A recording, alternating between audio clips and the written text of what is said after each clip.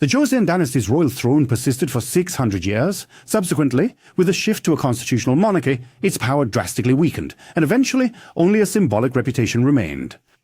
However, the power of the royal dynasty became the foundation of the aristocratic class system, and this aristocratic class system became increasingly entrenched through generations. Their descendants also had to fight desperately to maintain this class system. The film then begins with students gathered at the prestigious Royal Academy, where children of the nobility study to see the results of their spring exams from 2009. In the first year, So Hee-ju from the Jujak department took first place, while Ryu Min-seok from the Choyong department was selected for second. Upon seeing these results, a young man was quite pleased. That young man was Min-seok, who had just secured second place. Then Hee-ju approached him and really got under his skin. You said you'd win, but you lost again. A pathetic life, desperately clinging to its existence. Aren't you ashamed? What's wrong? Is it hard for you? You said this test would be easy. You lost. Just learn to accept your defeat. Don't talk too much and make a fool of yourself. You're not a noble, so know your place. Just look at a noble like a book. Min-sogu, you really need to try a bit harder. Isn't it difficult to always be losing? You're a distinguished noble, aren't you? Just look at the weight of your clothes. Then, as Hee-ju left, Min-seok, seething with rage, nearly lost his mind. Afterwards, the head of studies summoned Hee-ju and her department teacher for a meeting.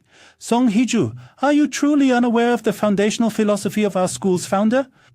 Why did the royal administration decide to establish this particular school? Well, it was to provide more equal opportunities for everyone. Yes, precisely.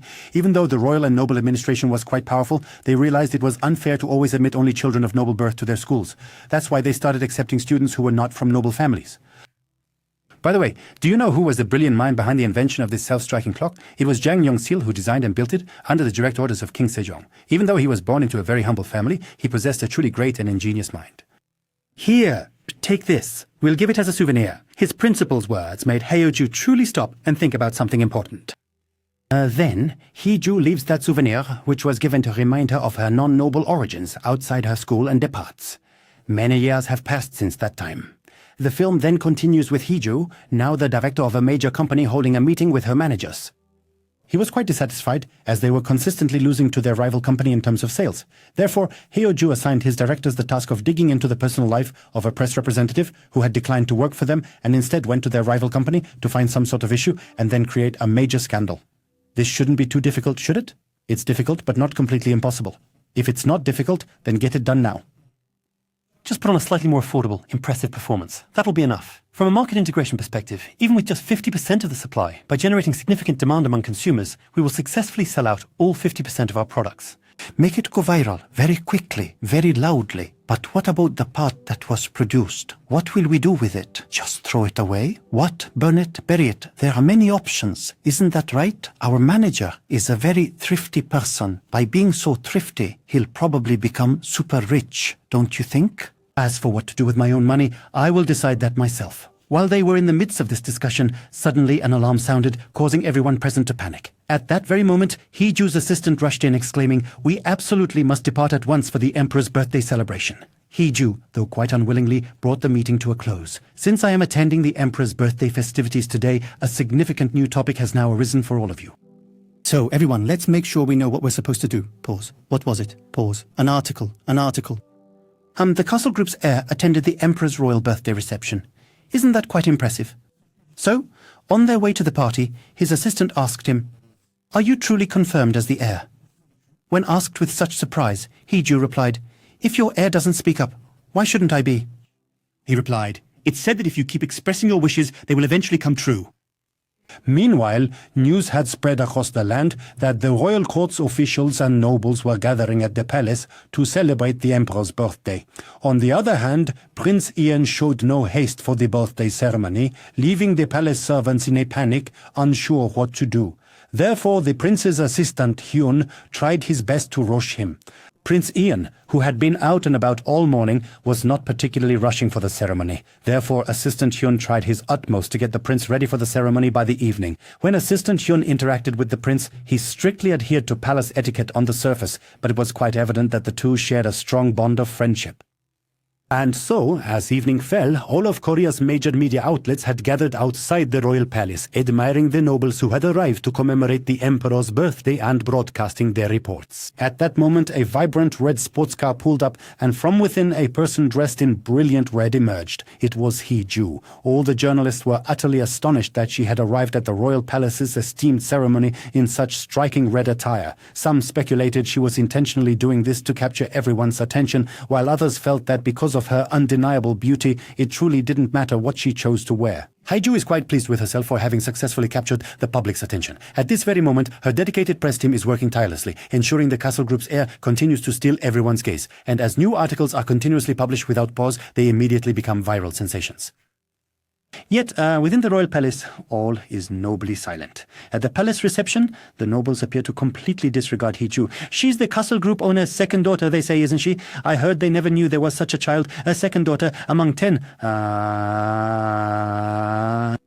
The woman who gave birth to Director Song's secret child raised this girl, and when she turned 10, she brought her to Director Song, it is said. So, she's a person of illegitimate birth, born from an extramarital affair. That's why she's in an even weaker position. So utterly lacking in manners, completely disorganized, without any sense of order, are they perhaps insane? Hearing their words, Hee-ju in a furious rage smashed her glass, then approached them, and they panicked and quickly fled. At that very moment, Hee-ju's half-brother, Tae-ju, arrived and verbally tore into her, which Hee-ju clearly resented. Can't you at least treat your own brother with some respect? Just because you're a good business leader doesn't mean you can speak without manners. Has your level of education somehow dropped today? My apologies. Although our brand doesn't do such grand, expensive advertising like yours, our level of education is far superior. You cannot possibly match us. Is your inferiority complex showing, or what? Mine? Because of you? I believe your obsession with luxury brands stems from knowing who you really are inside. You try to hide your low status, but you should only stretch your legs as far as your blanket allows. It's hard for me to see you like this. I am worried about these lying brothers. You'll be barking like a dog.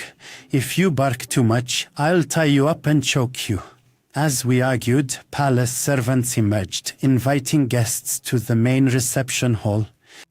And so both of them stood watching as all the nobles who were there moved towards the reception hall. What's the point of us arguing here?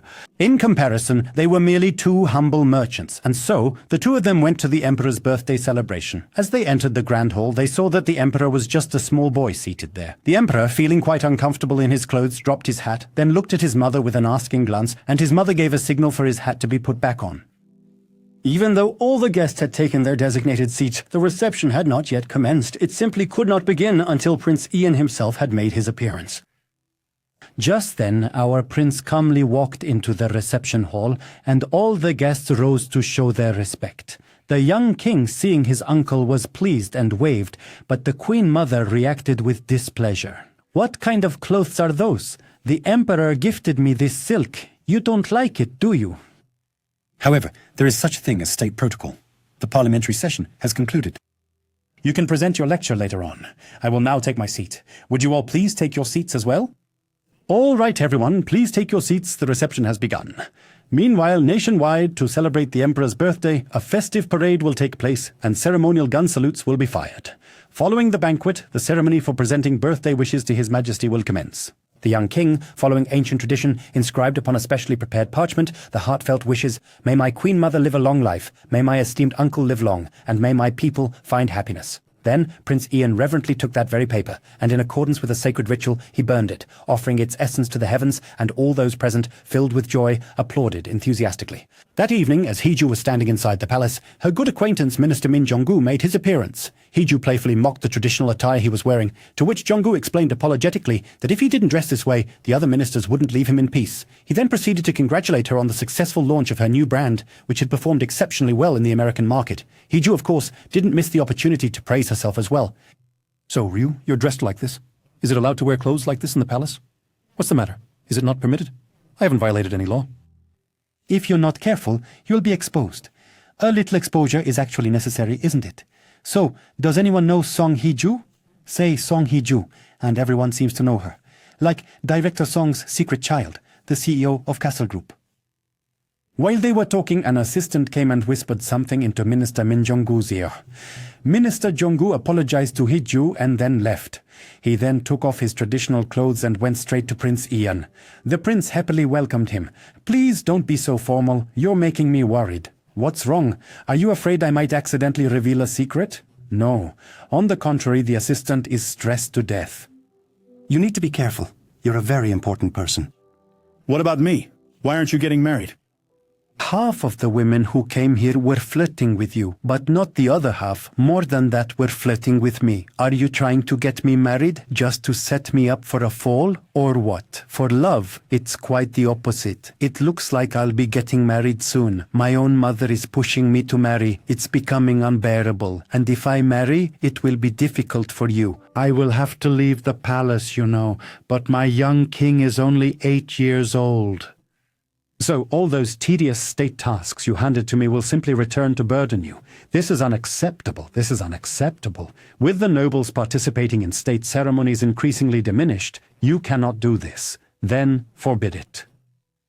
A member of the imperial administration will need to obtain approval from the government cabinet to marry. So you already know what needs to be done, don't you? And with that, Ian departed. At that moment, Hee-ju lost her signal when the palace network crashed. Searching for a connection, she ran into Prince Ian. Name? I'm sorry, I think I'm lost. What's your name? Sun Hee-ju. And your nationality? I don't actually work in the palace. What is someone not working in the palace doing behind this barrier? If you disappear within a count of 3, I'll overlook this mistake just this once. My name you asked, to help a junior from a lower class like this, it's no big deal. Just then, surprised by a sudden powerful explosion inside the palace, Yan quickly rushed over.